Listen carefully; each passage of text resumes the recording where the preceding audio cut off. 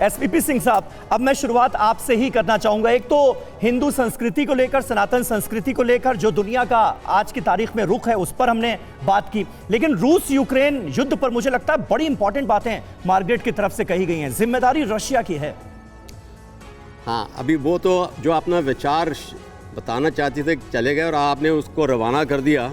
सवाल ये है कि अमेरिका ने और नाटो देशों ने रूस के ऊपर किस प्रकार के बांदी लगाई, कैसे उसने नाटो को एक्सपैंड किया ईस्टवर्ड्स, उसका जवाबदार कौन है, और रूस के ऊपर क्या सुरक्षा का उसके ऊपर थ्रेट पैदा किया है अमेरिका ने खास करके।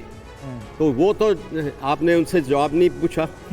यानी एसवीपी सर, ये क्या जो मार्गरेट की तरफ से कहा गया, ये इस बात का इंडिकेशन आएंगे सर आपके पास भी कि रशिया के साथ किसी भी तरह से कोई बातचीत हो, कोई टेबल पर आए, कम से कम अमेरिका तो अभी ऐसा कुछ करने वाला नहीं, उसका ऐसा स्टैंड नहीं। देखो, अमेरिका तो बड़े एक सुटेबल पोजीशन में है कि उसकी आर्मामेंट इंडस्ट्री प्रमोट हो रही है, और अभी ये जो ग्रेन का भी जो प्रॉब्लम आ रहा है यूक्रेन के ऊपर हो रहा है, और थर्ड वर्ल्ड सफर कर रहा है, अमेरिका नहीं सफर कर रहा। जितनी भी यूक्रेन की लड़ाई हो रही है, अमेरिका की जमीन जो है अमिताभ जी वो यूक्रेन की इस्तेमाल हो रही है।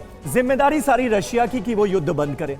यही अमेरिका की कूटनीति का एक बहुत अहम पार्ट है कि वो दूसरे के कंधे पे रख के बंदूक चलाते हैं। चाहे वो वियतनाम हो, चाहे वो अफगानिस्तान हो, डायरेक्ट वॉर करने में, क्योंकि अमेरिका की भूमि पर युद्ध कभी आज तक हुआ नहीं है, किसी कंट्री ने इन्वेड नहीं किया है। सिर्फ एक बार पर्ल हार्बर पर अटैक हुआ तो आपने देखा क्या हो गया, पूरा वर्ल्ड वॉर हो गया। चाहे 9/11 हुआ, आपने देखा क्या हुआ, वॉर अगेंस्ट टेररिज्म हो गया।